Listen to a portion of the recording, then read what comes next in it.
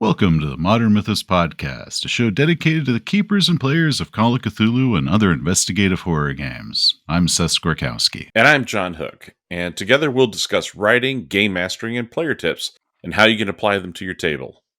Recently, Hasbro and Wizards of the Coast held a fireside chat with their shareholders, so we thought we'd have a conversation about some of the proposals that came out of that meeting. And normally we don't talk about Dungeons and Dragons. As we just said, we're about investigative horror. However, because Dungeons and Dragons is really just the lion's share of the industry, and what they do sets the trends for the industry at large, that is the eye that we will be watching this through, is not necessarily what this means for D&D, but what this could mean for the rest of the RPG industry as these kind of precedents are being set. Absolutely. Yeah, absolutely. Yeah, and for listeners to kind of get a level set on where we're coming from on this, we have provided in the show notes links to all the sources that we looked at and may be referencing in this conversation. So we have a couple of articles that were written after the fireside chat. One is an ICV2 article written by Jeffrey Dome Sanchez, and then there's a Polygon website written by Charlie Hall. We've got those in the show notes. We also have a link to the audio recording of the actual fireside chat, and we have a couple of other links that we'll be providing. One is a trailer for the 1D&D new virtual tabletop platform that they're going to be rolling out, and also, just for point of fact, how D&D or Hasbro has recently purchased the D&D Beyond website. So all those links will be in the show notes. Yeah, and people that are versed to the topic probably know a lot about it, but I think in a lot of the circles we run in, the RPG sphere, it's almost like something kind of going on over there, which I'm fine with. I don't play D&D anymore, but the industry does follow trends. They do follow what's going on, and classically, how well Dungeons and Dragons sells is also a litmus test for how every other game sells.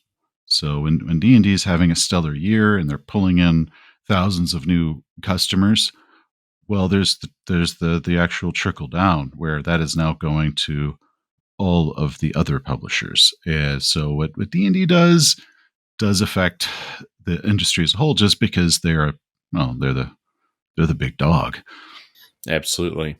Just also wanted to note that the fireside chat was conducted by Chris Cox, the Hasbro CEO, and Cynthia Williams, the digital gaming president. And some of the things that they talked about that we'll kind of be covering, as Seth was saying, from a point of view of how is this going to affect other gaming companies and how players and game masters will interface, in the game in the future, is for D&D, they noted from their metrics that game masters or dungeon masters make up about 20% of the fan base, but that they are also the highest spending portion of that fan base.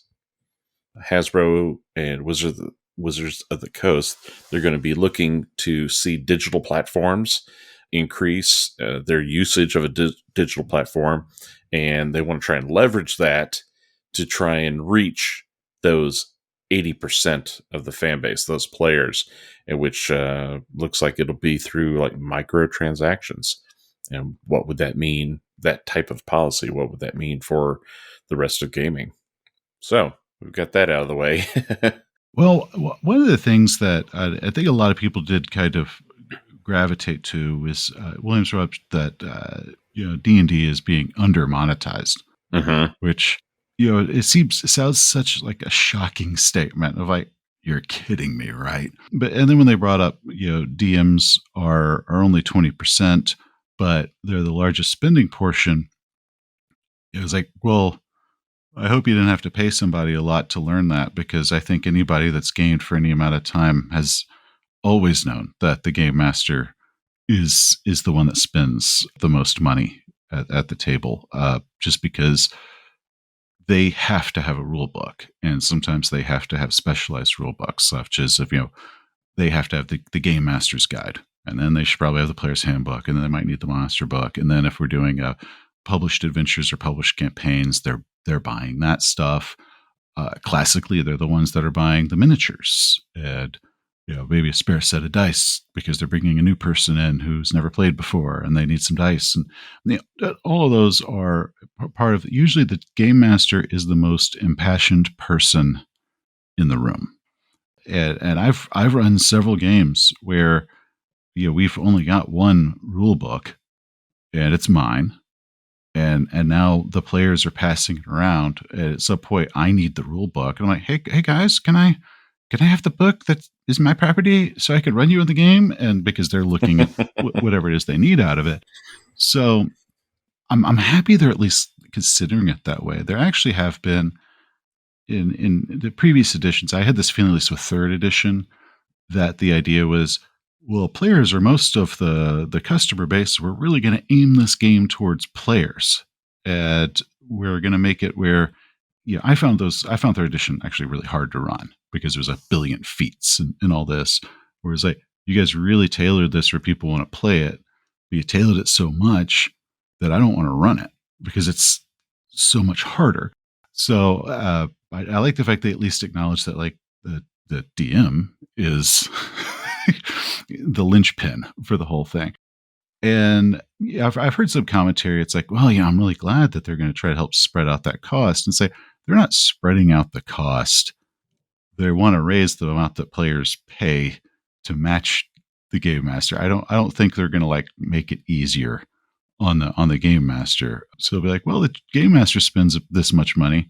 We'd like the players to spend that much money too. So I don't see it as becoming cheaper for DMs in any way. But then we're looking at their new virtual tabletop.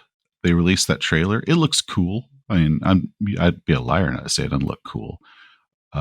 Where it's using the Unreal Engine to make a 3D, very realistic looking table with miniatures and all sorts of stuff, and that looks great. And would they pay 140 million for Yeah, D&D something. Beyond? Yeah, little shy of 150 million.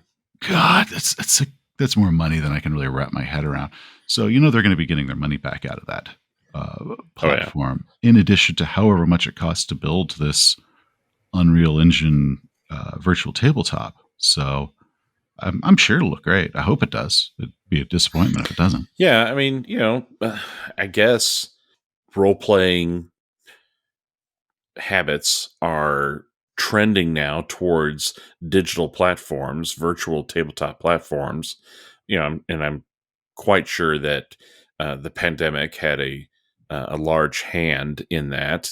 People pivoted and found ways to still game together, which was awesome. I mean, it was great to have that. And we live in a world where the possibilities of another global pandemic are very real. It may not take another 100 years to go from the great influenza virus of the 1920s to COVID of the 2020s. I mean, it may not be, in less than 20 years we might have something else. Who knows? So having these options and abilities to continue our gaming is fantastic. I you know I guess I find it interesting also, just right from the get go, that a 20% fan base is spending the most money. I guess that can be true. I have always been in games where most of the players have bought. And if there's, if there's a participant at the table, because for me, if I'm using the term player, in most cases I'm including the game master, right? We're all Yeah. players around the table. But in most of my games, and especially this is true growing up, in the 70s and 80s, everybody bought everything, you know, at least as far as the core books would be included. So every player had the DM's guide, and this is just for D&D when that was the thing, but everybody had the DMG, everybody had the player's handbook, everybody had at least one monster manual, and then maybe some folks didn't have the Fiend Folio, and oh hey look, Monster Manual 2 came out, but everybody had what we were thinking of as the core books to know and play the system.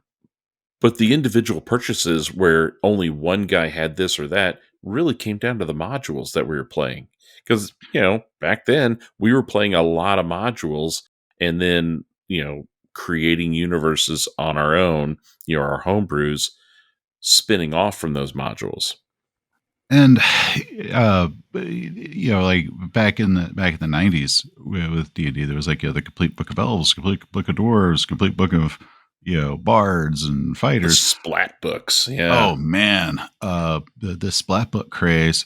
So there was tons of ways that they were getting money out of us, and it wasn't until I had recently read Slaying the Dragon that I saw, just because I thought TSR was the top of the world. I didn't know that they were like hanging on by their fingernails during that entire time, because there were so many splat books coming out that it was kind of like the bane to run it, because you're running your game and the player shows up with their brand new D&D book about halflings, and it's got Yep. some sort of new halfling class or halfling feature that they want to just bring in. And like that was, oh man, that drove me nuts back then. It was hard enough just to keep up with the articles that were coming out in Dragon and Dungeon sometimes, but someone might bring in an older copy of Dragon and say, "Hey, I want to include this new spin on bards that was Ed Greenwood wrote about it in Dragon. I want to add that to my game." You're like, "Oh, all right, give me the article. I got to read it." Oh yeah. That kind of thing. So I also really, I'm actually very curious about some of those numbers, because of if they're saying 20%, so it's saying like out of 5 people there's one GM. So it's like, okay, I've got 4 players usually, so that checks out. But so many groups have got 7, 8 players. Of Yeah. like, are you just counting the number of Dungeon Master's Guides sold? Because a Right. lot of people just pick it up. But if that's the only way they can get their money, their information, then that's all they have. But one of the things that they're talking about is the microtransactions.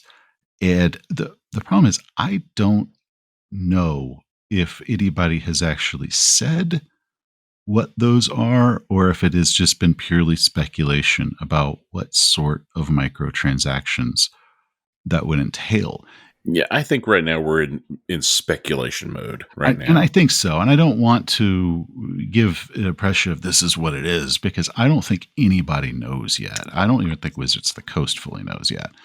But it has become a world where, if you want to turn the heated seats on in your luxury car, you have to pay a monthly fee to BMW or whoever to turn on the heated seats that are in your car that you paid for, true. that cost $60,000 or whatever. So the idea of the microtransactions does frighten a lot of people, because there is if you don't pay your subscription fee every month, do you lose access to your player's handbook?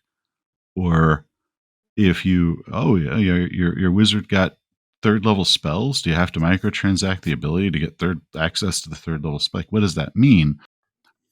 Personally, I think it will be more about the miniatures and the 3D virtual tabletop that they're doing, because that way you can get custom skins, or if you do get the +3 bracers of defense, and you want to put those on your miniature, then you would have to pay a dime or $1 or whatever to unlock that feature for your miniature, where those are like the official just like in the illustration, +3 bracers of defense, or the magic sword of whatever. Mhm. Or for a game master, there's the idea of like, well, I've got a horde of goblins. They have these 3 goblin miniatures that are available on the virtual tabletop, but for a couple bucks, I can get the goblin pack, and I can get 10 different looking goblins that I can then sprinkle in. And these are the tribal woods goblins. These are the cave goblins, and all of that. So I do see those as being a microtransaction, but at the same time, I don't necessarily see that as any different than how miniatures have always worked. Uh, Yeah. because I have no idea how many miniatures I own. It's well over 1,000. I used to save my lunch money during school, and on the way home, I would then spend my lunch money to buy a miniature, and then I'd go home and I'd paint the miniature. It was a very sad time, but I've got a billion miniatures from it. And You were walking uphill both ways, though. So no, I was just this sad kid sitting in their basement painting miniatures every day. And the so the idea of like, oh, they're going to make us pay for this. Like, well, it's no different than it is on a lot of the virtual tabletops, or just how miniatures always been. The difference being you don't get to keep it and put it on your shelf and show it off or use it in any other situation outside of the virtual tabletop that they have it on. yeah, But stuff like that. There's always been those little purchases. Like I can see it extending even beyond that. So people are the developers are going to be hoping that if you're not using a virtual tabletop, that you're at least using cloud storage for your digital character sheet that you're using at a real table. Okay.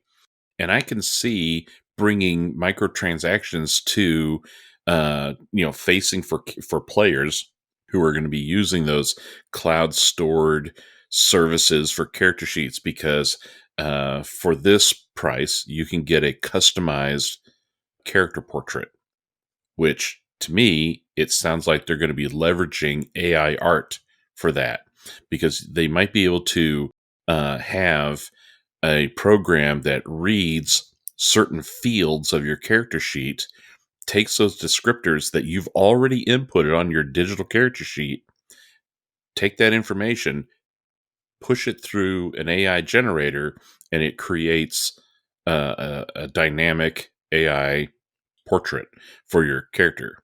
That's possible. That may be something that you do with microtransactions. Also, and this is, while it's comically true in fantasy D&D gaming, this is going to be true in a lot of games where characters go shopping. These stores, these shops that the characters go to, and they go to the inn, or they go to that, the woodcutter or whoever's doing the outfitting, when they're buying their equipment, that is going to be microtransactions. And this will also carry forward to, how D&D has like their living campaigns. This will be the standard. If you want to be in the living campaign, you're using a pre-approved cloud-based character sheet.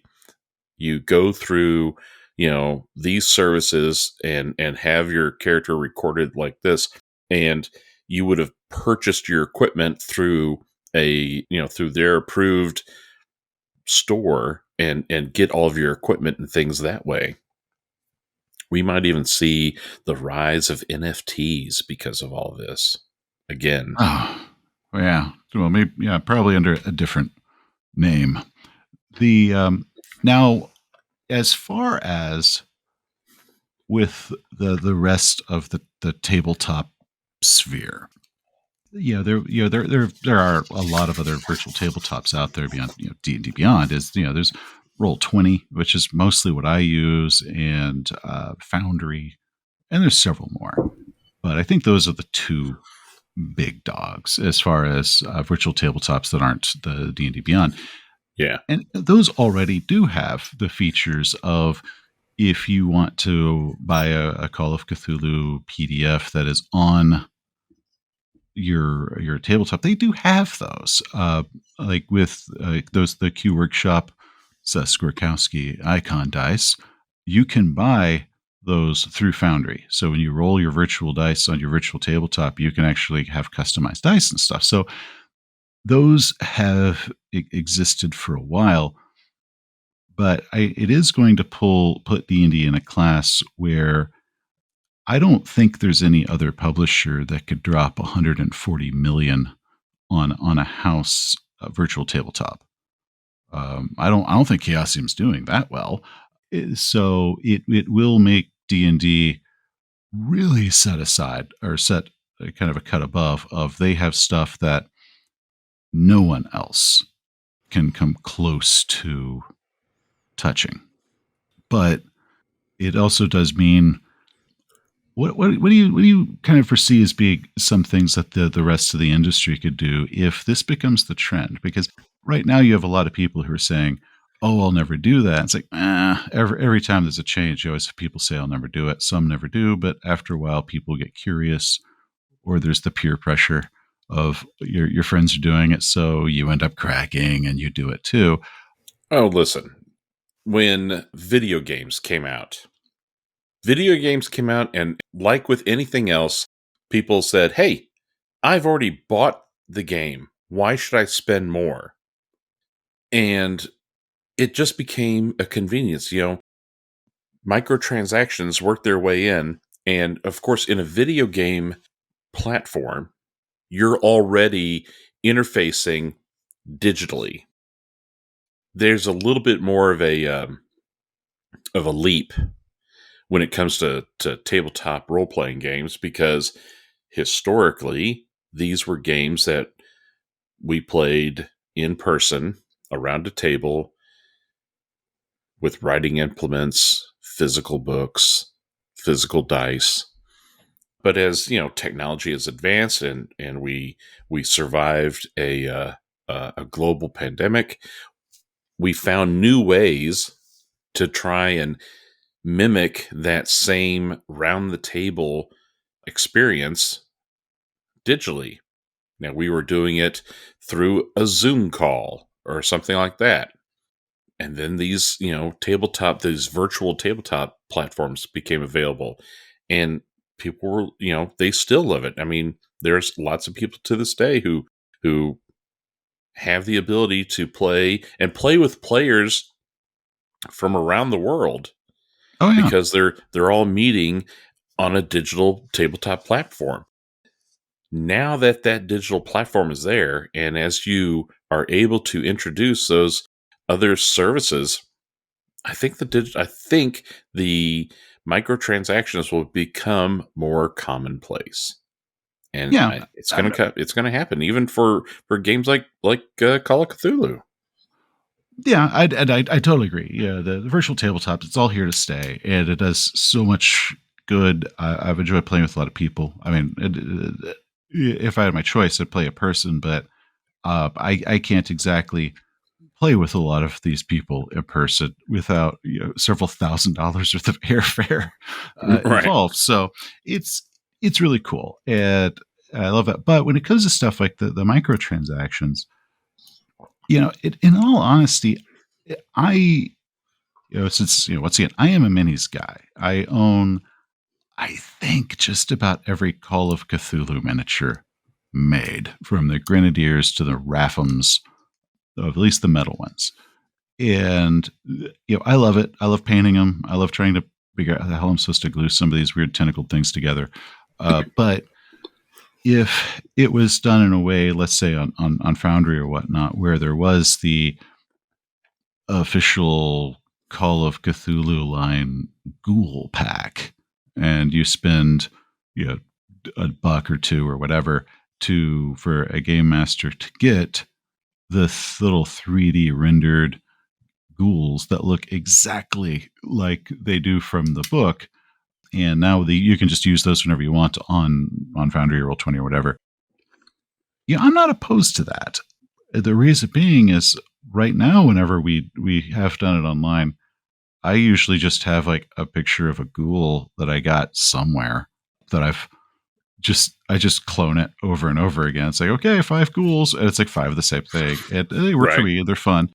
And some people like to have much more in-depth virtual tabletops where they've got dynamic lighting and fog of war and all of that. And if they would like to have 5 unique ghouls, yeah, I'm fine with that. I don't see that as something that gets in the way. I just see that as a feature. And they already have it where if you would like to purchase specific cool icons, you can purchase different packs of different stuff and that. So I don't see that as any different than with I think the only difference is with D&D, it is a D&D exclusive platform. Yeah. And with stuff like Roll20, there is if Chaosia wants to have these are our pictures that were of Shoggoths. So if you want to buy our icons for what a Shoggoth is, you pay us $1 or $2 or whatever, and you can use it. But there's nothing stopping you from literally just using whatever the hell you want because it's that way. So I don't see those microtransactions as problematic for miniatures. The part that actually does frighten me is unlocking game aspects. Because if you want to spend a couple bucks to give a cooler looking dungeon, that's your business. This is something that could have just been theater of the minded. But if you want to make it to where to play a drow, you have to purchase the drow pack just to play one. That's the part that does concern me. Or if you want to have access to these magic items, you actually have to pay. Like, oh, you have to unlock the Vorpal category. And if a publisher has full control of the virtual tabletop, they could do that, but they would have to make it so desirable that people wouldn't just bypass that and go to Roll20 or Foundry, or just be like, hey Steve, just write down you've got a Vorpal sword, and Right. I'm not entirely sure what it is, because I think for enhancements, I don't have an issue with them at all. But if it's also to turn on the heated seats in my car that I've already paid for, I do have an issue with it. Because if a lot of those services will have, to a yearly or monthly subscription just to the virtual tabletop. Mm-hmm. And I get that. That's actually always been my apprehension about having your books on those. And a lot of publishers do that, Travelers on Foundry and all those. So it's not, it's not like a D&D thing, but I've always kind of worried about, well, you're paying for your books over and over and over again because you have to have a monthly subscription. And if you want to play it not there, I guess you're just out of luck, because that is the platform your electronic book exists in. So I'd see that as being really what the long haul moneymaker will be, is if people if they've purchased all that stuff, you do feel kind of obligated. I have to keep using this platform because I've spent a ton of money here. Yeah, and I think I would foresee with Wizards of the Coast and Hasbro going to this one D&D, if the rules, because I'm not sure if they will yet or not, but if the core rules change and it's no longer 5th edition, but now it's 5th or 6th edition or 5.5 or whatever, 1 D&D. If it's a different rule set, I could see where the digital version of those books would only be available on the approved official Hasbro virtual tabletop. So now if you want to go back to Foundry or Roll20, you're playing a previous edition. You're playing 5th edition or earlier, and that's assuming that Hasbro doesn't discontinue the license that clearly Roll20 and Foundry have to pay to host those digital books on their platform. If Hasbro cancels out those licenses, you won't have those official books and the official support that those platforms provide for those games. And now you're really channeling your buying market into your customized virtual tabletop system. Or if you're not using a VTT, you're channeling them to your customized cloud service in order to hold the digital copy of your character sheet. Yeah, and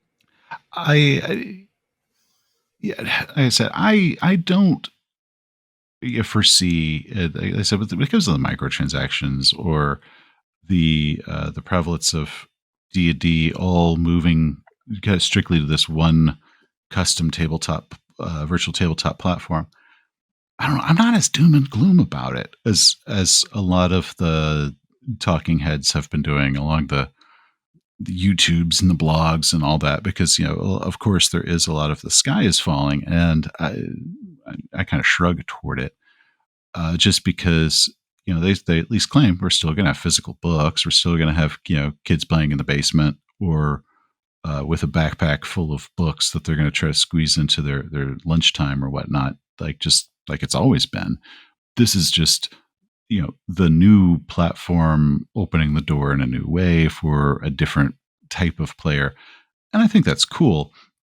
So the only things that really do actually kind of, I don't know, worry me are, one, no one else is going to be, no other publisher is going to be able to do anything like this, just because of the massive amount of money it takes to set that up. Mm-hmm. And D&D Beyond, which it has actually always been really, it's tailored for D&D, it's very customized. That was set up originally by fans who Which built blows it. my mind. Yeah. And then, they got their permissions, and then it was purchased by one company after a couple of years because it was a massive freaking success. And then this past year, Wizards of the Coast bought, and that was like when I first learned that I thought Wizards of the Coast did the whole thing, because whenever I've done my videos and whatnot talking about Call of Cthulhu, I always get questions like, is there like a D&D Beyond for like Call of Cthulhu? Or people show up on the Facebook group, it's like, when is Chaosium going to make something like D&D Beyond? Say, Wizard D&D didn't even make D&D Beyond. The fans did that. So yeah, when are you making that, buddy? But that's what happens when your fan base is huge. It's a popular game. Of course, they've got people that are capable, and I hope they made a couple million off of that. The people that actually originally did it, because that's cool. But it will kind of isolate them more from the rest of the RPG community, and that is actually one thing that does kind of concern me, because I've always liked the fact of, like, new edition comes out, there's immediately people that jump ship because they're mad an edition change happened. And I'm already seeing a lot of that in the Reddit communities, where people show up and they're like, I'm quitting D&D. What else is there? And of course, that whole community is like, oh, come to me, my child. There's a whole new world. We will show you a billion other games. Yeah, there are as many role-playing games as there are stars in the sky. Oh, yeah. Especially when you start looking at like a lot of the old grognards and say, oh, you want to play Star Wars? Well, which edition? Oh, there's other editions. Like, oh, let me introduce you to the old ways and the new ways. These weird fan-made mods that are all out there. And so those always get an uptick when people jump ship when D&D changes editions, because people, they're like, well, I don't want to buy new books. If I'm going to buy new books, I'm going to play something else, and they show up. Or the new edition comes out and a million people get on it and they play it. And after a year or two, they start kind of looking around and going, hey, what else is out there?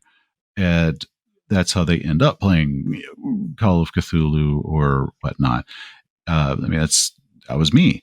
So the only part that does kind of worry me is if they're actually so isolated into the D&D Beyond world that it is actually harder for them to even notice there are other things out there. And then when they do poke their head in, it's like, well, do you have like the 3D rendered custom miniatures that work on a beautiful video game level graphics platforms. No. Like, well, how do you do it online? Well, we've got a whiteboard, and we've got these little pictures of ghouls that we slide around on it, and we got dynamic lighting. So there will be that.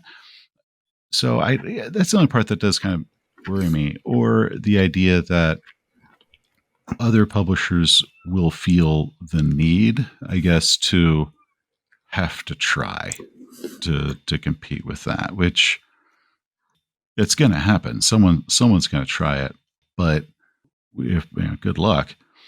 So I don't have a problem with it. I think it's cool. I hope they make $1 million, and I hope it brings 1 billion more people into the game, because eventually they will trickle down. I'm just worried that they might have actually isolated them so much that they can't. It's like with Apple products. Apple tries to make it where once you get an Apple product, you're kind of loyal to Apple for the rest of your life. Mm-hmm. All of your stuff is set up in the Apple sphere. So wanting to move to a Windows or an Android, they're like, oh, I can't do it because all my stuff is linked through Apple that I'm unable to leave. I have become beholden to them. And then Yes. you've got sunk cost fallacy and all that, where it's like, if I was to pick up this Samsung phone and leave my iPhone behind, I lose all of this, the money or time or whatnot. And I think that's going to happen regardless. And that already happens with virtual tabletops. Ask me why I'm not on Foundry, because I've got a ton of stuff set up for Roll20 already. So, but I see that as becoming a wider gulf. I do too.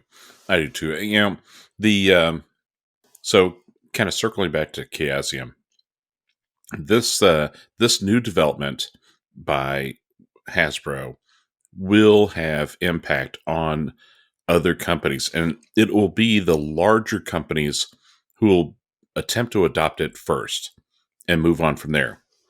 Recently, Chaosium put out some information, some notices where they were rejecting AI created art and rejecting, this was, I think, late last year, they rejected the NFTs. There were some NFTs that were being created by a license holder, Type 40. Now, those NFTs, they were more like just collectibles, like fans who want to collect action figures or busts and that kind of thing. I think as we see Chaosium, if they do, and I predict that they will eventually move into a greater supported virtual tabletop presence, and probably not a proprietarily owned VTT, but they might partner more strongly with Roll20 or Foundry or somebody else who kind of comes up, whoever. But if they become like the preferred partner for a certain VTT, they might start kind of putting things in there like NFTs. I could see, if it was a game element, if you were able to go in and through Masks of Nyarlathotep, and your characters collect the horse, the fly swatter. You know what I'm talking about? That Have you played? You never, haven't? Okay. I've never even read it beyond. Let's see, I played Peru All with right. Scott Well, Dorward, and I read New York. All right, minor spoiler. There, you can find a You've ruined it magical all, John. artifact, and it ruined it. But it's this thing, right? And it's like a horsetail kind of fly swatter. I could foresee a time in the future where if you unlock that, you can, with a microtransaction, purchase that so that you've got a visual representation of that, and that would be an NFT. It would not necessarily have to be just a static PDF that everyone gets the same copy of that PDF. It could be an NFT where there's variances. So everyone's, image of that, horsefly swatter is unique. It's and still the same device, but it's unique as far as the image is concerned. honestly, I think that's awesome. I Yeah, just it could be super cool, and I think players, if the device, if the image is tied to something in game, I feel like there would be less fuss over something like that. And those NFT, the artwork that's being created by that's AI art. I mean, that's all, it's all coming back together. You don't have actual artists out there creating thousands of copies of the same piece of art with just slight variations between the two, so that no two are the same. No real artist is doing that. That is all AI, generated.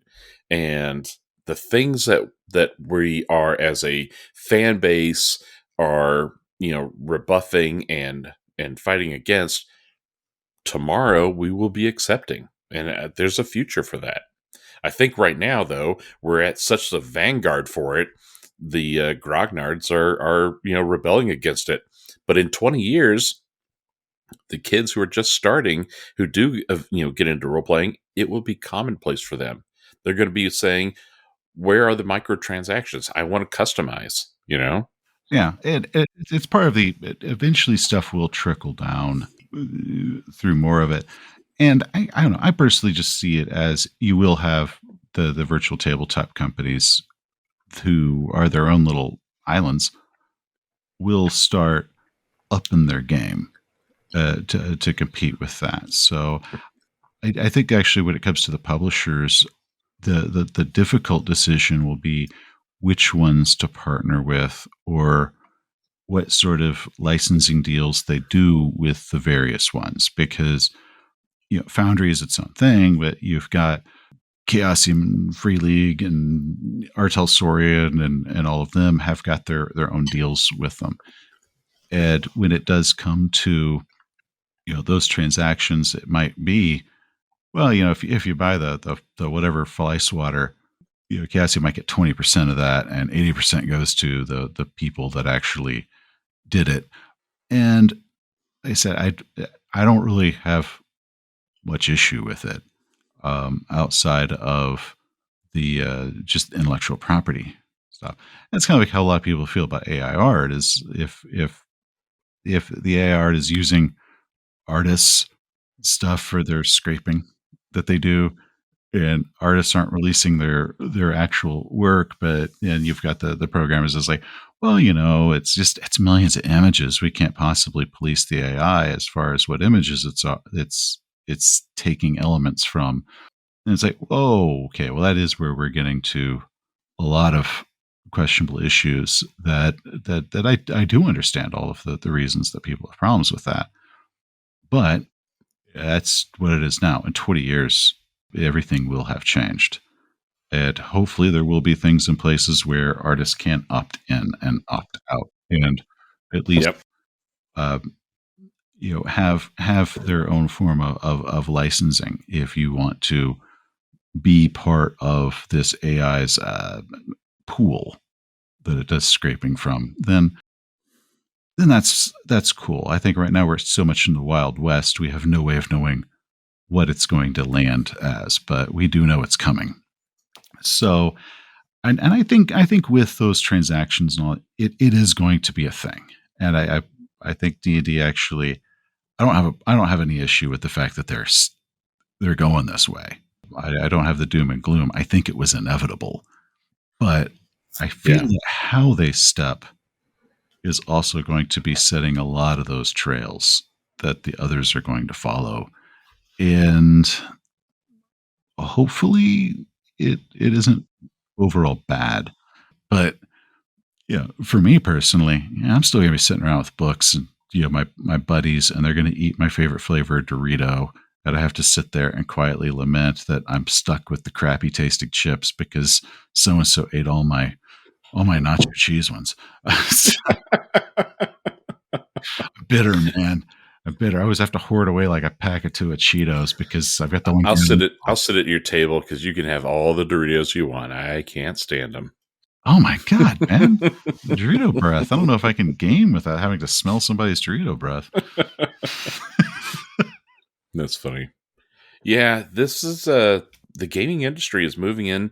I think we're seeing the very beginnings of a heralding of a new phase in gaming where it is going to be more reliant on a virtual element, be it players are bringing iPads to the table to access their digital characters and reference them that way. And maybe it's just the character sheet is on an iPad, but they're bringing their real dice and real miniatures, and they're playing at a homemade tablescape, to people are just playing from home with players from all over the world potentially, or just other kids around the block, and you're in a virtual tabletop and everything is digital. You're chucking digital dice and you're moving digital miniatures,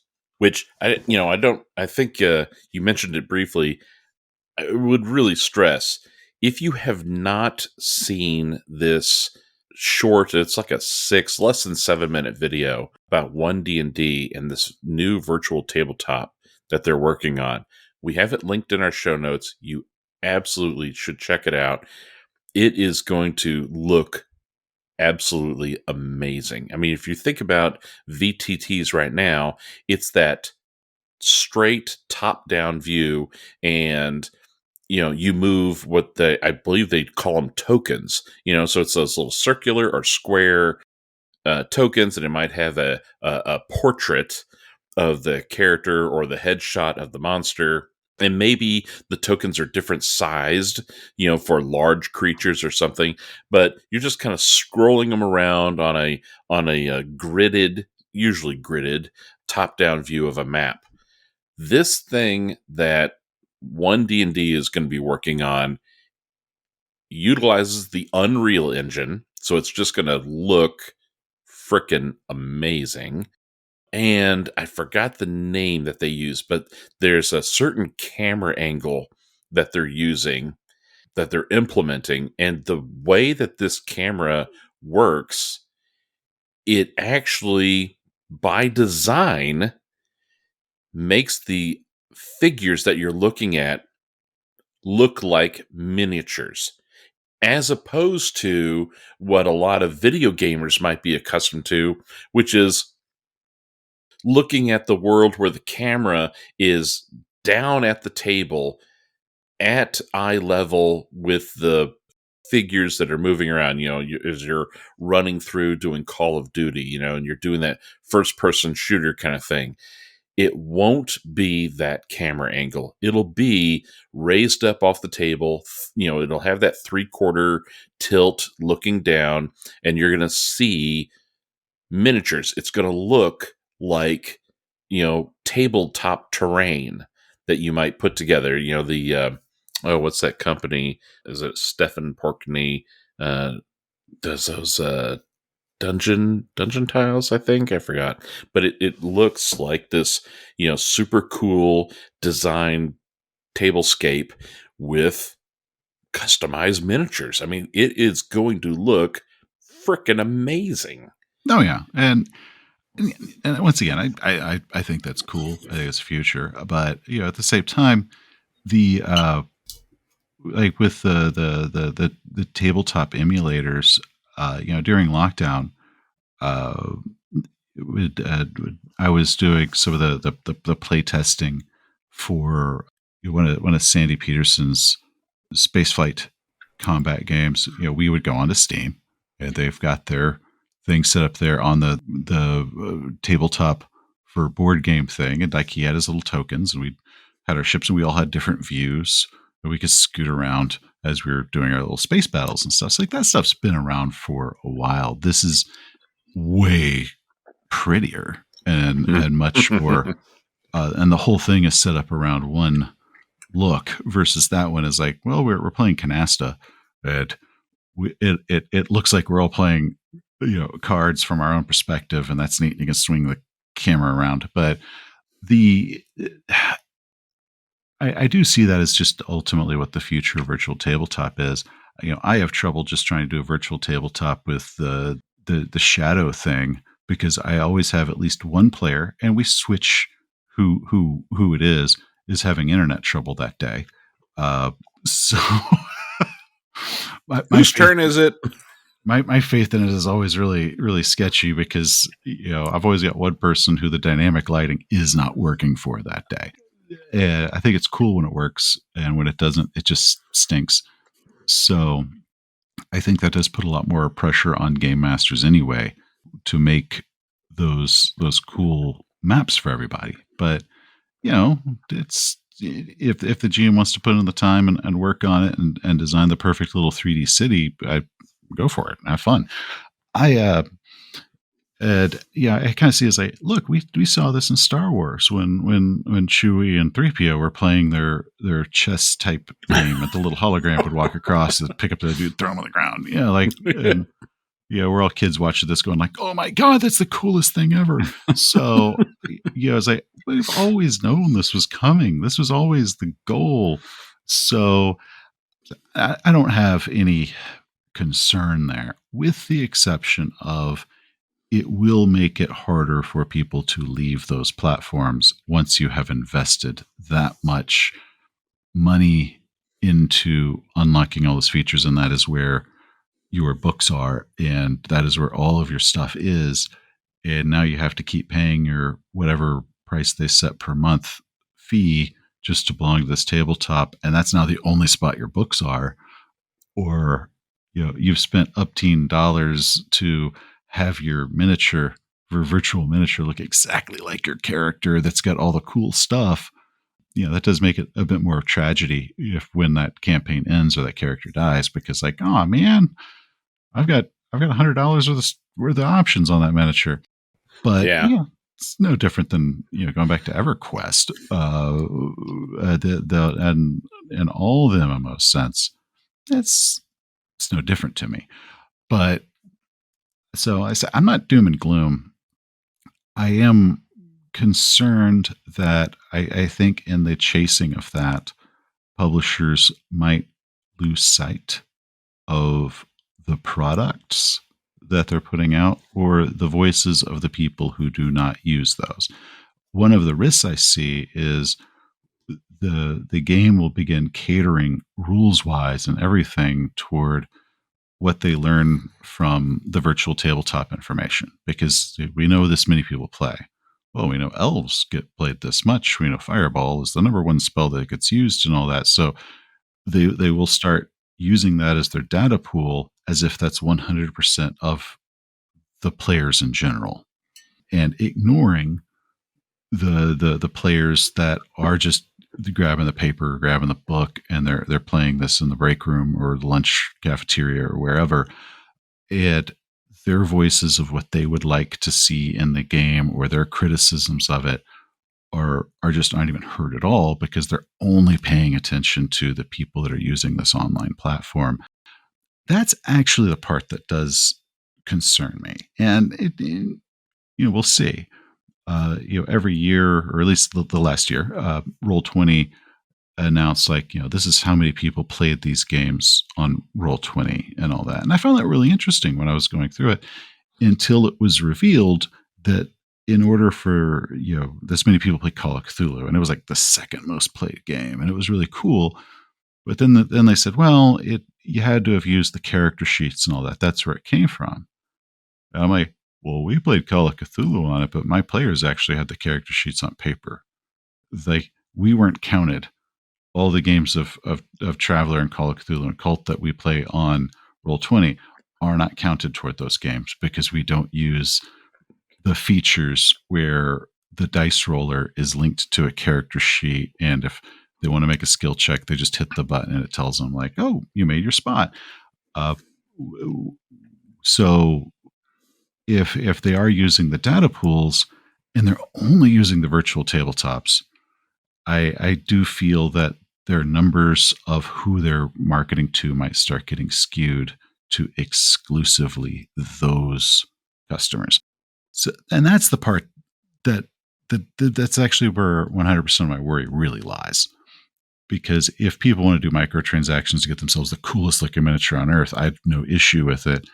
My issue is when they are saying, like, what our customers want is X, that the only customers they even acknowledge as being real are the people who are plugged into that platform, and all the people that went to their game shop and bought the physical book, and they sit there and they play at cons or with their buddies or whatever in person, or they don't use the platform in this specific way, aren't being heard. That the game will actually start skewing further and further away from those people. And that's the only time where I actually do start kind of worrying if they're going to lose sight of their actual fans in order to chase this one type of fan. It's like I talked about before, when they were chasing players so much of, we want to make the game more for players because the players are, out of a group of 6 people, 5 of them are the players. So we should really go for those 5 people. And, the DM's only 1. So let's go for the players. And at the end of the day, it's like, hey guys, you made a game. It's great to play, but it's hell to run. You lost sight of the key member of the team. Yep. That it might be that way, where it's like it's all set up where it's only virtual, and this is the only way we can do it. And all of a sudden, you've got your pen and paper people sitting there going like, "Hey guys, you lost sight of, is this game playable without the virtual tabletop?" And that I don't see as being something that'll be answered in the next 2 years, 3 years, but I think in the next 10 years, that would be an issue where all of a sudden the games have actually skewed more into a video game of, you have to be on the platform in order to play it. And yeah, so that's the only part that does kind of worry me, but we'll see. Yep, we'll see. And as with anything new, online, and that will be tied to your money, just be cautious, be careful about what information you provide and what banking information you provide. How often has it made the news that a certain corporation was hacked or ransomware, and people's banking information or other PPI information is stolen. So there's a lot of experience already in security for role playing, or for video games and the MMOs and things like that. So I'm sure they're leveraging that kind of security as they build out this new platform. But well, I mean, if you look at the as with resumes, anything, be cautious. a lot of these doing this were like high up in Microsoft and stuff. So I think on the computer front, they've got it. Now there is like the, man, I don't know, have you ever tried to do your like virtual online game with your buddies and the freaking server goes down? Oh my God. I have not had that, thank God. Oh my God. That's like the other thing that worries me, of like, if you guys can only play, even if you're sitting in the room together, but all of you are linked through your iPads, it's like, man, it would suck. As if the freaking server crashes and now you're all sitting there looking at each other, you're like, okay, well, we can't play the game because none of us actually have a physical book. But that's the dark future that Cyberpunk told me was going to happen. So I can't be surprised. It's that my big concerns though is how much other companies might try to chase that and lose sight of what the game is or could be, because we're trying to make it more and more like that video game aspect, where it's like, at the end of the day, the game really is just a bunch of dorks hanging out playing the game, probably fighting over that same freaking player's handbook. And why won't you guys buy your own player's handbook, you jerks? I'm bitter, man. I'm bitter. yes. I when we were young in college at high school, like everybody had a player's handbook, and the older we get, there's like car payments and kids and you know costs to live. All of a sudden, like the number of players' handbooks around the table just kind of goes down. Because I saw players that don't have a Call of Cthulhu Investigator's Guide. I'm like, guys, As this is players? yeah. I'm like, guys, no, like, dude, we have two Pulp Cthulhu books at our table.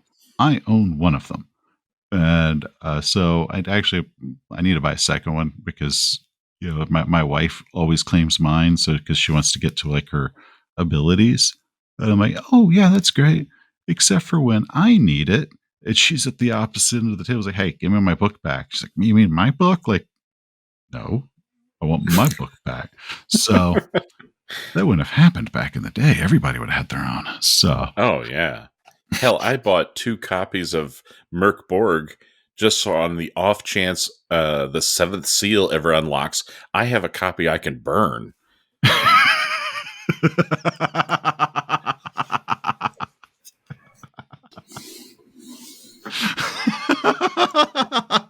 It says it right there in the book. The seventh seal, burn this book. I'm like, okay, I have a copy. I have a spare. It will be the third print, not the first print that I have, that I backed on Kickstarter. But yeah, I'll burn one if it ever gets to that point. Now, one thing with microtransactions in a non-digital space that I would hate and absolutely love more than anything at the same time is this past year, a couple's friend of ours, we've been doing a lot of the. There's a few of them where you order the murder mystery in a box, Mm-hmm. and we solve the mystery. And because we're also old gamers, we do not write on any of the stuff. Like when they give you the clue, like, my buddy George, he will run in the other room and he will scan it and he will print off a copy and then he'll hand us back the original, which will then stick in the envelope to keep everything mint, right? But we're writing all over his scanned version and all of that to get the code or the clues or whatnot. But like Mysterious Package Company and all those, well, one of the things they do is there's a disposable item in there that we can't do. Like, oh, if you want to get the clue, you have to put the whatever, like the litmus paper, in the thing, and that turns the water this color at whatnot. So it's like Oh, nice. we can't do it. So it's like, you jerks, because I can't just buy litmus paper like right now. Or Mm-hmm. I can't buy it in a pack less than 50 off of Amazon. We have to wait 3 days. So, so they actually do have clues that are done that way, where like there are items that are destroyed in the process of solving the mystery, and that's, I understand, but I do also think it would be kind of cool if you are doing your massive Nyarlathotep or whatever campaign, if there were props that did have that. Like in, Murder on the Orient Express, there's one part where Poirot has to burn, I guess, the burned piece of paper, and for a second they'll be able to see the name that was written on it. And he's like, everybody's around, like, okay, watch it because it'll only be there for a second, then it's destroyed forever. And so if there was the microtransaction of like, hey, if you want to play this game, you gotta pick up this prop set. But just FYI, some of them will be destroyed in the process of playing it. I would hate that. I would Mm-hmm. have, sign me up. I would spend so much money, but then I'd be so pissed. It's like, damn it. If you ever want to do it again, you got to buy the replacement pack of pieces of paper that you have to burn. So Yeah, that's actually a cool idea. Get a sign me up for clue. those Yeah. microtransactions. Sign me up for the physical, clue that's encased in a block of sand, and you got to chisel it out like you're doing, fossil work, or some of those toys where with hot water it melts the outer plastic shell, and then there's the prize on the inside. I mean, I'd love to see that in a Call of Cthulhu game. That'd be awesome. So like if there are those types of prop sets and stuff, like I said, there's a part of it has to be destroyed in the process. Personally, yes, I would love it, and I would gripe about it the entire time. But then I'd buy the next one and the next one after that. So, I do see that as like, if we can have, if as long as the companies are still pushing for, yes, we have to have the coolest and greatest for the virtual tabletop, but we're also making that in-person experience as cool as possible. Like with the horror on the Orient Express thing, the HP Lovecraft Historical Society had those prop sets for it, and there was the one that cost like $1 billion, but it came with like the ceremonial robes and all that. I haven't played Horror on the Orient Express. You have no idea how much it hurt me that I couldn't get that cool prop set for a game I haven't played. But it came with the freaking robes, dude. It came with like the scepters and all that. It was like, oh my god, that's the coolest thing ever. So those are the microtransactions that actually will kill me. Or sorry, my wife will kill me. But it ultimately came down to She gets the robe, by the way, in the divorce settlement. So, dude, that thing looks so cool. And like you were mentioning the horsetail flicker. uh-huh. Yeah, have you seen their mess? They've got one in the prop set. You have to get the super premium one, but you can buy it. Oh, that's awesome. I have not seen that. And it might have been a limited run, but oh yeah, they had it. And it's like, I haven't played this game, but I desperately want that fly swatter thing because it's an artifact from the game. So Hmm. I would like to see more of those types of things, because I think it would be cool if you could, if you pick up your copy of the Mansions of Madness, and there is a piece of paper that you can buy that goes with it. It's like, okay, this is just like the clue for it, but to get the clue, you have to soak this piece of paper in water, and the image of what was on it will come out, or you heat the piece of paper up to have the image come out, which means you can only use it once because it's destroyed in the process of doing it. Those types of props, or microtransactions, I would love it. I would, I'd love it. Bankrupt me. But also, if it was, the game is totally playable without that. This is just for idiots like Seth that have to have, that are completionists. Nice.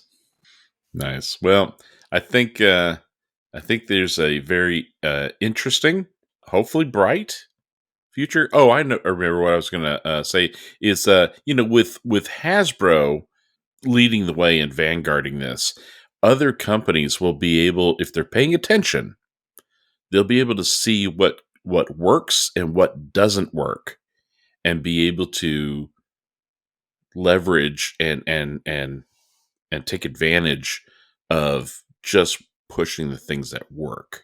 You know what I mean? So I Oh, feel like it's the second and third companies that start adopting this after they've had a chance to really study and see what's going on.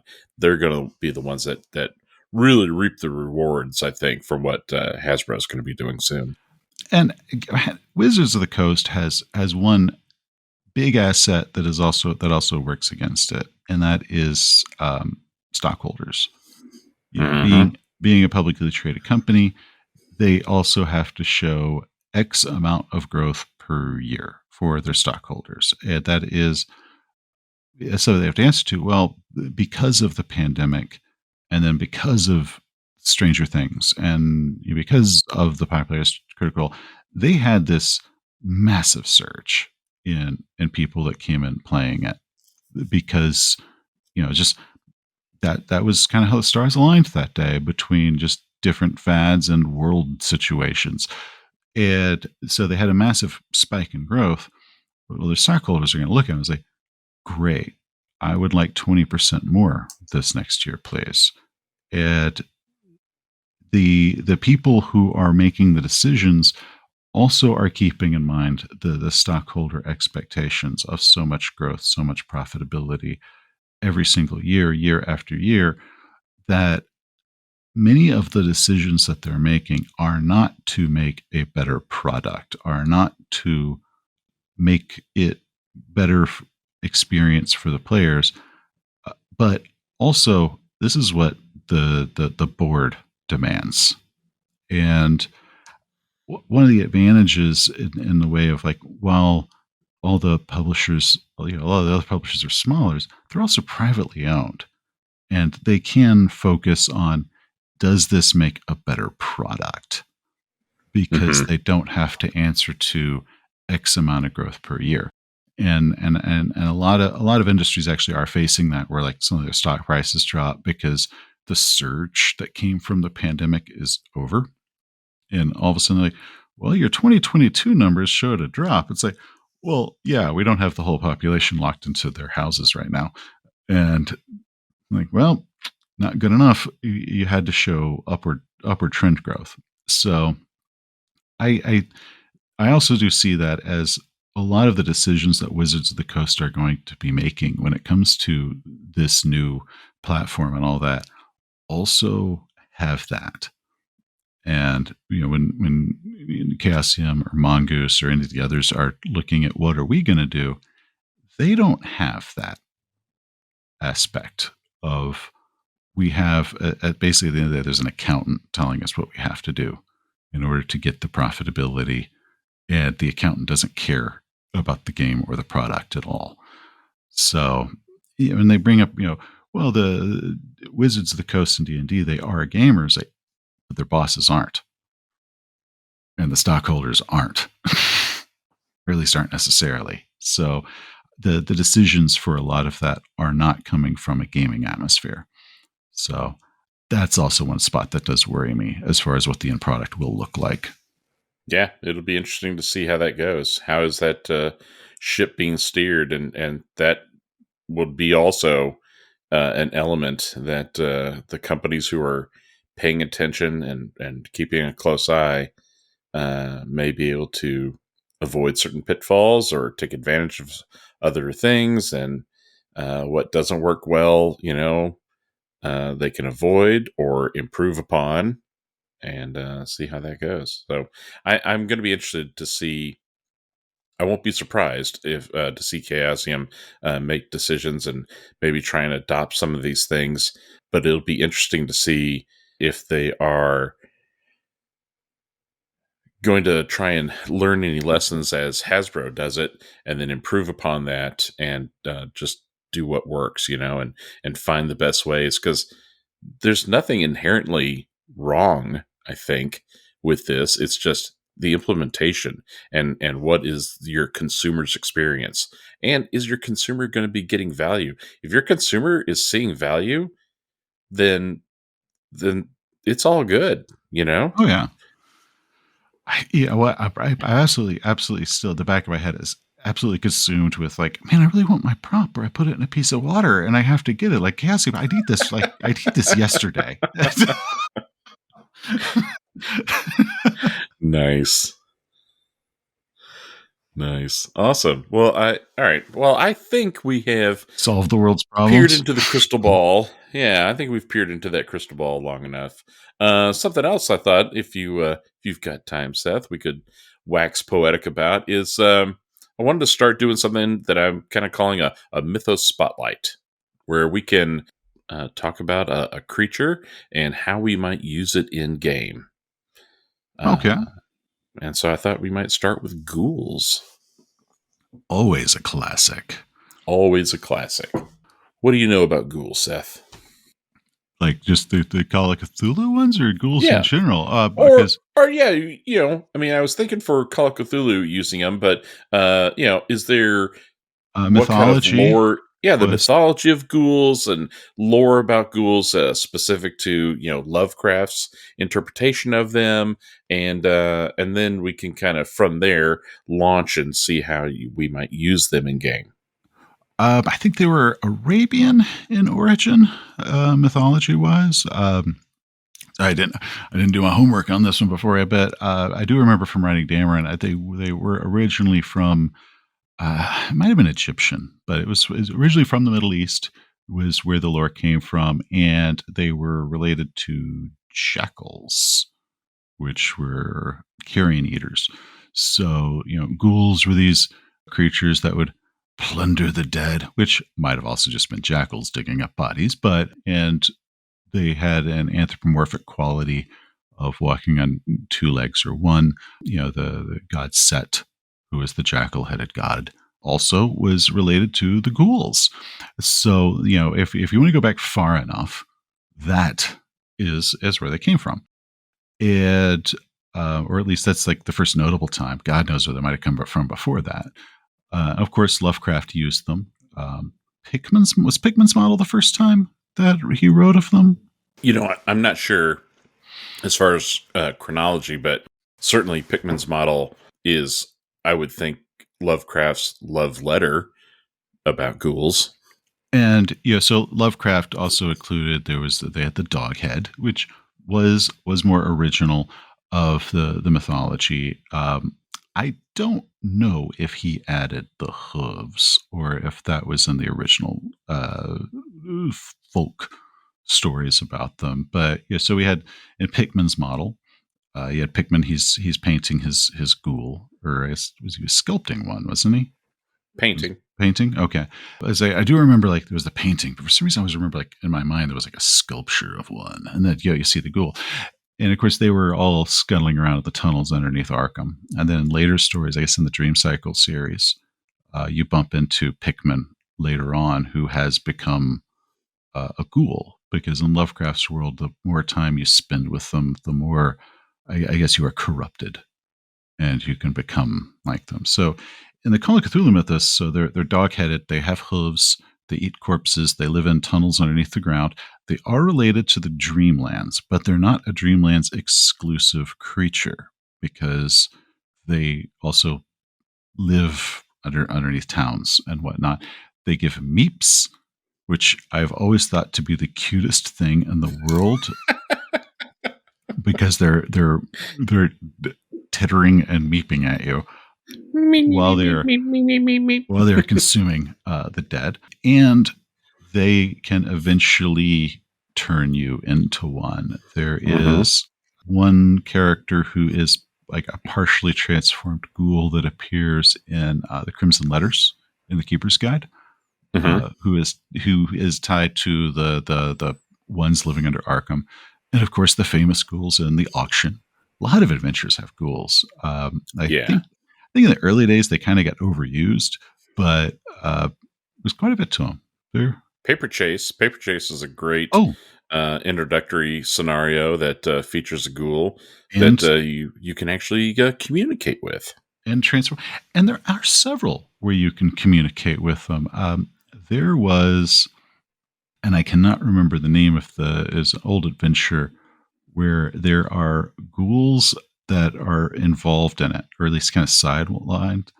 And a lot of the confrontations with them is like, okay, the PCs can run in and murder them, or chat them up, talk to them. So ghouls aren't like evil. They're just like people, which means they could be jerks. They could attack you and try to murder you and eat you, or you could hang out. Like I think in that one, like some of them were drunk. They were like eating some sort of rotted thing that had fermented, and you come across a bunch of drunk ghouls that are just laughing and joking. Like they have a little party, eating whatever decrepit thing it is they're eating. And if the PCs are not so repulsed by it, they can be like, hey guys, what's going on? Do you know about this wizard? And they could be friendly. So ghouls aren't malicious, but they're a serious threat, dude. They get like 2 attacks per round, which, Call of Cthulhu means they get the bonus dice on that second attack if the PCs have dodges and whatnot. Ghouls will tear you up. So Yeah, ghouls are not inherently malicious, but you certainly could have your ghoul be malicious. It could have its own motivations and its own drive. The I like the ghouls. I think they're very interesting. I ran Spawn of Azathoth, and in chapter 1 of that, one of the NPCs that you can meet is a funeral home director, undertaker of sorts or whatever. And I thought it would be more interesting because he is kind of an underhanded, slime ball kind of guy. I thought it would be interesting if he was a a human who is in cahoots with ghouls and is in the process of being transformed. So he's still early in his transformation stages. So he still appears human enough to absolutely pass as human, but he does have a strange kind of gave him a strange gait to his walk and a bit of a muttering that he did to himself that had slight meeping sounds to his muttering. And it was interesting because when I ran that, we had a a player whose character was built with the Mythos experience package, and so he put in his background that he had had an unfortunate encounter with ghouls, and so he's like, deathly afraid of ghouls, and he was the one and only character, the one and only PC investigator who went to go and try and talk to this Undertaker. And so I kind of, was dropping these subtle hints about the weird lope to his gait and the subtle meeping and stuff. And he goes, um, is it reminding me of anything? And I was like, yeah, it kind of is. Why don't you make a sand roll? And so then he made his sand roll, and I forgot the outcome of it, but he was like, I'm just leaving. And so he like he asked the Undertaker, hey, do you have this thing here? Can I see it? And the Undertaker's like, yeah, let me go into the back office and I'll get it. And so as he lopes away to go to the back office, he was like, nope, and just left. While the guy was gone, he was just, I just leave. So then when he comes back out of the office, the funeral home is empty, and he's like, where'd he go? Because the funeral director at that point, the that character, that NPC, had no reason to suspect anything. Like he was, either he was being investigated or anything else. So he was just complying because it seemed appropriate for him to comply. And then the person is just gone. Now, one thing which that does bring up is the idea of transforming into ghouls, because ghouls are immortal, so they do live. They live forever. So once you become a ghoul, it's kind of sweet. You got to eat corpses, but immortality. So yay! I've actually always wanted the kind of, what does it take for an investigator to become a ghoul over the course of a campaign? Or imagine a game where your investigators are partial ghouls. Like, their investigations are literally from the ghoul point of view of, we are trying to figure out what this other thing is. Like, I always thought that'd be kind of cool, because ghouls aren't evil. Yes, of course, there is the sanity loss for it. But like in Paper Chase, when you meet the ghoul, he's really nice. He's real friendly. He's just like, oh hey, how's it going? Like, just we're doing a little bit of remodeling of the tunnels, and I wanted to get access to these books. So just thinking ahead, but I wanted to get my stuff. So carry on. But also like the idea of, when it talks about ghoul cults, they always have like the cannibalism. There's always that dark aspect to it. But what about if you had somebody who had enough money and enough knowledge that this is the approach they took to immortality? Right. Or it's like, you meet the ghouls. It's like, well, what are they? It's like, well, you've got some, millionaire, like some guy was probably like a railroad baron once back in the day, and they have become a ghoul, and they're actually the person that's ruling some company that's still around, right? And they've invested in all sorts of other stuff. Railroads are no longer the in thing, but they own airline companies, and they own an auto manufacturer. And when you find out that the person that's been running this from behind the scene is a 200-year-old guy that turned himself into a ghoul so he could keep ruling and amassing wealth, I think that could be a cool twist, because it's not about him eating corpses. That's just a necessary evil to what it was he was trying to do, which was immortality. And I think that actually does open up a lot of possibilities, because if you could have, I'm still stuck in the idea of like your investigators are partial ghouls, where you have to go to town, but instead of like meeting the sheriff, you literally have to meet the local ghoul population. And they've probably got Mm, their hmm. own weird little quirks. Or, you Yeah, know, yeah. or you have the family where it's like, well, we always have the weirdest luck. Everything's great. It's like, well, that's because great grandpa got turned into a ghoul, and great grandpa has actually been helping take care of the farm from the back end of, like, well, that's why certain fortunate things happen, is because, there's you have an ancestor that is actually still involved in your life, even though you have never met them. They vanished a long time ago. But, that's where that money just suddenly pops up, or that's why certain things happened. And they're not evil. They just, they eat corpses, like you do. As you But do. It's interesting you bring this up because I love the idea of investigators being tempted and having that choice put to them about, choosing immortality, but you don't know what that cost is going to be for that choice.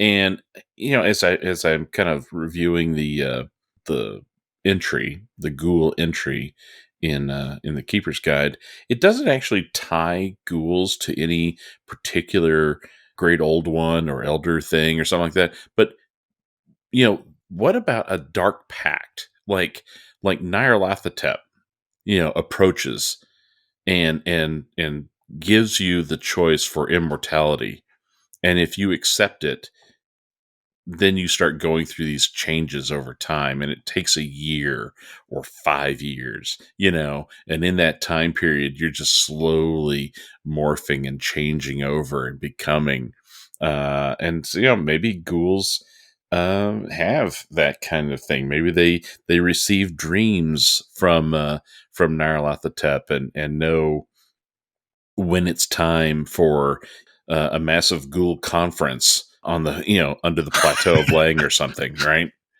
yeah, so because I'm going through the Malleus Monstrorum, because Mm-hmm. they finally have a good picture in that. It's one thing that always disturbed me. The Keeper Guide, like the picture of a ghoul is like this undead thing, like uh, Yeah, like he's like like a war vet or something with a peg leg.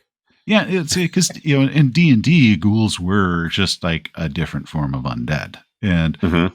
it original folklore and in the Lovecraft thing, they're not undead. They're these creepy dog-headed things that are just monstrous. But ghoul, I guess, in pop culture has been done that. It went with zombies in the Romero stuff. They called them ghouls because they ate people, but Mm-hmm. it wasn't because they were themselves undead. It's just they were cannibals, ghoulish, eating people. It was considered ghoulish, but it wasn't. It wasn't they themselves were zombies. And I think the artist missed the memo. But in the Malleus Storm, they look great picture in there that looks at least accurate. And then our old Arkham book always had a great one of one sitting on a tombstone on the. Yeah, yeah. So, and kind of going through here, I am not seeing anything related to any particular uh, god. So, I mean, we've got the Dreamlands, which that's not related to any particular gods, but yeah, you could have Nyarlathotep or any of the others. Like, I'll give you immortality. And since he's pretty good at making a deal with you that you don't really understand what you're getting into, he's like, Mm-hmm. well, yeah, what you got to do is you got to eat people, but you start off with the bad people, and then then over time, because you've got a couple of things like first off, multiple attacks around, damned handy. They are a little stronger than normal people, so you get kind of your pluses to strength. But let's see, they get 3 attacks per round. Holy crap! That's really throwing 2 ghouls against your party. It's like, guys, these things will kick your butts. Yeah. Um, but let's see what else we have. Firearms do half damage. That's what I was looking for. I was like, oh, they don't have armor. They had some other specific rule. So firearms deal half. I always wonder why it has to be firearms instead of just piercing attacks. But yeah, that's kind of a cool ability to start giving your players. And Mm-hmm. they're like, oh, this is great. And it's like, yeah, your attractiveness keeps going down, but your shoes aren't fitting quite right.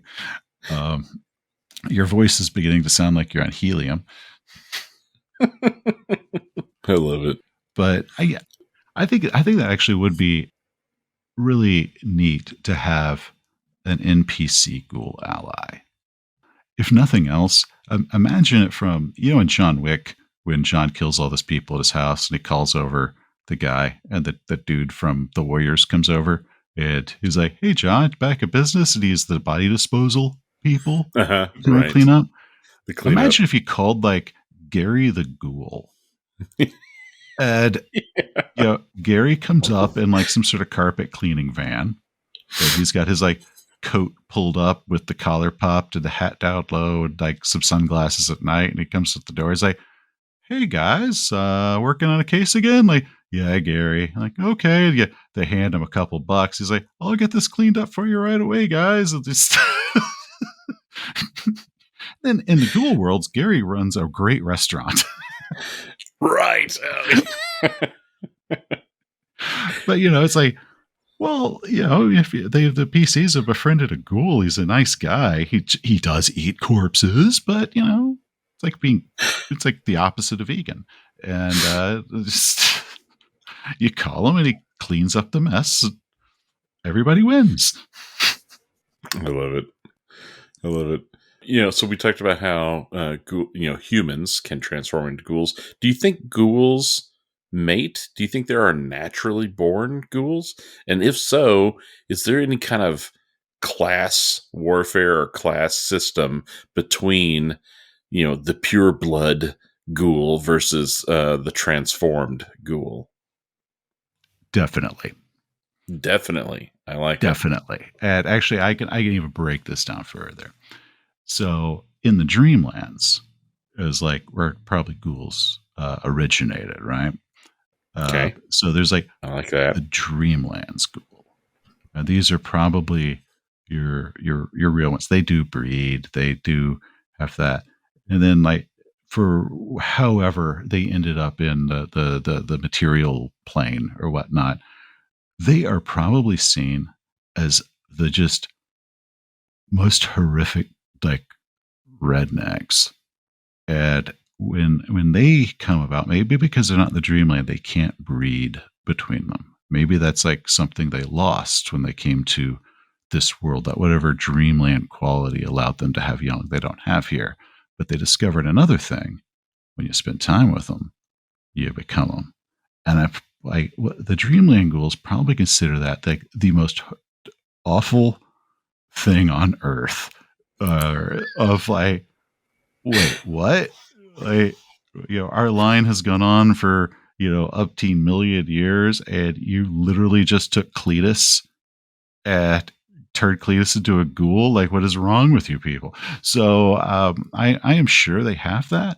I'm also sure that they have geographic issues, and they might have meat accents. Like, think about it. Like, if like you met like an Australian ghoul, would it have a different accent than like a South American ghoul or a German ghoul?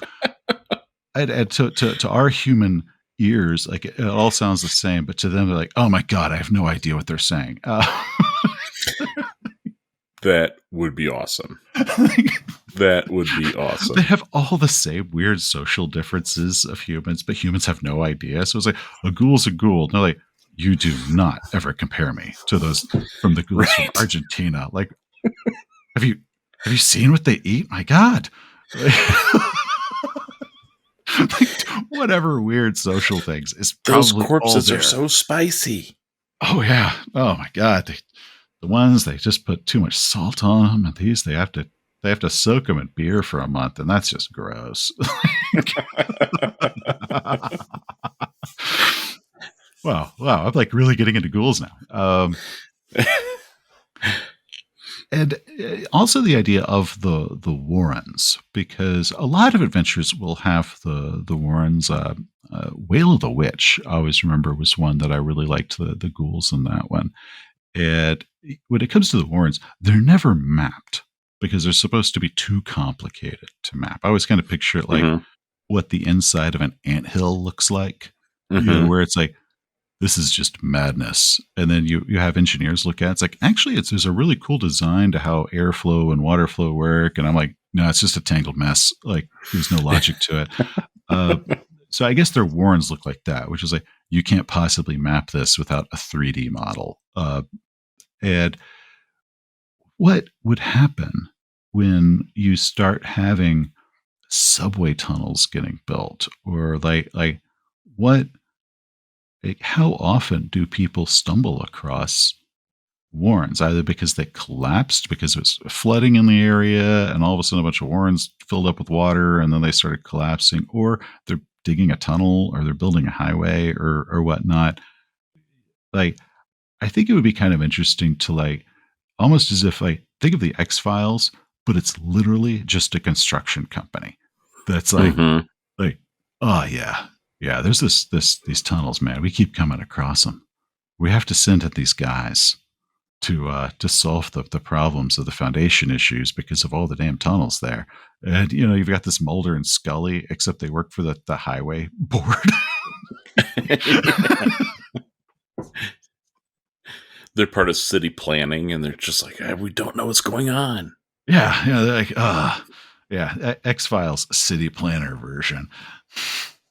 Nice, And, nice. and like, I think one of the things that you had also brought up is like, what if the Warrens do connect to the Dreamlands, or the Warrens do connect to each other through non-geographic means, where it's like, oh yeah, Right, you could pop into a Warren, but then you travel around up and down, it's all tangled and weird and tight, but all of a sudden you pop out, you're on a different continent.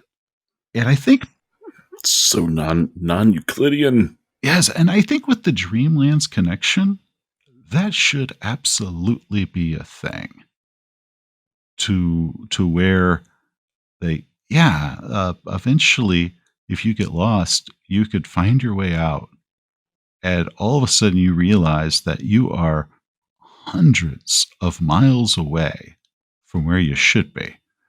And I think that also does add that kind of, the non-Euclidean, like it doesn't quite mesh with the human mind of, if you're doing the auction, you get stuck in the ghoul wardens underneath it. What if you pop out and like, you know, you're in China or you're in Russia, or like you pop out and you're Belize, like, and that would be fun. Or you pop out in the Dreamlands, Right. and Or why couldn't you pop out in Carcosa, or oh pop yeah, out, at the great library of Saleno? I mean, just it could the warrants could take you anywhere. no, I really dig that. I like that a lot, because it also means how ghouls do not see the world the way we do. Like, their sense of geography is completely different. They probably would find it very weird talking to a person who would have a, well, this place is far away from that place. You're like, what are you talking about? Like, in my in my map that I have in my head, you're right next to Carcosa. Like, I could get there in 20 minutes. Yeah, you just have to crawl for a day. You're there. Yeah. Yeah, it's like, they try to give you instructions. It's probably like the most horrific, like, country sort of construction. Like, well, you turn left at this route, then there's a shiny rock, and you turn right. You go down, you go up. Like, what? Say, how far have we gone at this point? About 100 feet. Like, what? It's just all tangly and weird. Uh, but it would kind of add another aspect to how ghouls see people and things, because they don't see the world as a ball covered in water and all of these other dimensions. They just see it all as one topography, all connected through these warrens. Mm-hmm. The only problem is, man, that takes away from my idea of my German ghouls that keep soaking them in beer. I really love the idea of like, just ghouls have a different accents where they are, and it driving other ghouls nuts because they're like, they're so weird from the human point of view. It's like, you guys are all just ghouls to me. What can't you hear his meep? Doesn't that drive you crazy? Or they just love it? Oh, I love the way he meeps. Oh, nobody meeps like that. Oh, That would be the French ghouls. Yeah, les meep. le meep. Yeah, I think that is actually so. Some of the species in the Lovecraft mythos, like I would love to have a deep one hybrid rules where it is like a player option, kind of the same thing where it's like you guys are all deep one hybrids, all of you, and your tasks are actually being sent maybe by the order of Dagon or from some other thing to solve cases, but you also have this time limit at the end. Eventually it's not you go insane, it's you become a deep one and you're out of the game. You got to move to whatever sunken city. Or the ghouls, like instead of running out of sanity and when you hit 0 sanity, whoops, you're an NPC now, you've gone too mad. What if it was, whoops, you corrupted too much and now you can no longer pass as human, but you're not necessarily evil. You just have a completely different perspective on what's going on. And part of it is we got to keep ourselves under, we got to keep people from finding out about us. It could also lead to the wonderful idea of the evil ghouls in whatever adventure coming across the team of ghoul investigators. They're trying to stop the evil ghouls. But he's like, yeah, you guys are giving us a bad rep, man. they're criminals on the ghoul You're world. raising too much awareness. And in the Ruth Anna Emery's series, she treats it where each of those are elemental. So the deep ones are water elemental sort of thing. The ghouls were the earth. Okay, very cool. Which she introduced in her second novel. Is you do come across some and they were more like the earth magic. Well, the deep ones are the water magic. Okay, all right. Yeah, I'm still working my way through the first book, which I will be restarting. So awesome. Well, that was cool. That was a good. That was fun. Never thought about them this much. I know it'll be interesting to pull some ghouls into another adventure and really kind of play with those thoughts and expand them. I also like the idea of like when you're gathering rumors, if there are characters that have friendly terms with ghouls, they might be able to notice the ghoul signs.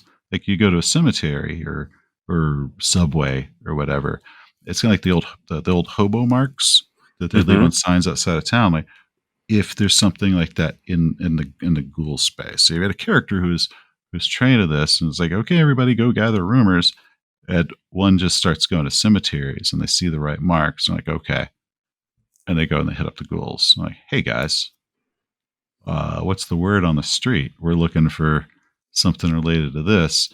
And the ghouls are just like another source of information, just like everybody else.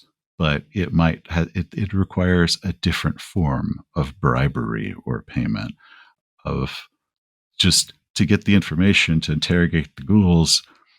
You got to bring them their food or something ghouls like, and that could be a cool twist to it. Of the New York subway ghouls. I like that. That's very cool because their markings, their signs would be, it could be more of a scent. It could be a marking, right?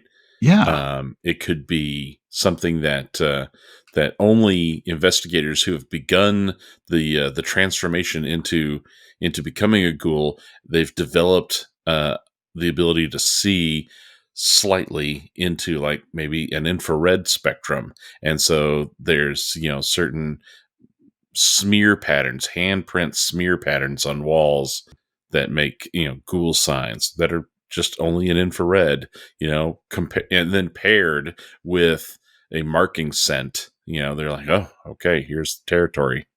I like that. I like the, like, once you start taking that path, all of a sudden, like, this whole other world opens up. You can Mm-hmm. smell and see these things that the other characters, you can't teach them to do it. They will never be able to do it, but you can, because you have begun your transformation, and ultimately a ticking time clock of, at this point, you're too inhuman to to pass in the waking, in the waking world anymore. But until then, it's like a superpower. And Yeah. Yeah. Leveraging damn, that would be cool. I'm loving this. Well, all right. Let's end on a high note then. We want to thank everyone who has been a patron of the Modern Mythos. We have greatly appreciated your support. We absolutely cannot do this show without you. And if you are interested in becoming a patron, please check us out on patreon.com/modern_mythos. Thank you, guys. And we also do have a Redbubble store where you can pick up a Modern Mythos shirt and other swag to help support us, but you get to wear that around and show that off to your friends. And the Redbubble shirts are actually really high quality. Oh, see, nobody can see that I'm looking at John as he lifts that up on camera. He's been wearing it this whole time. I'm Yeah, wearing, these yes, I'm repping. yeah, I knew I recognized what was on your shirt. It didn't even occur to me because I can only see like the top little portion of it. Right. That's funny. That's too funny. Yeah, and we're going to try and get some more stuff up on the Redbubble store in 2023. So check it out. We'll have some good stuff for you.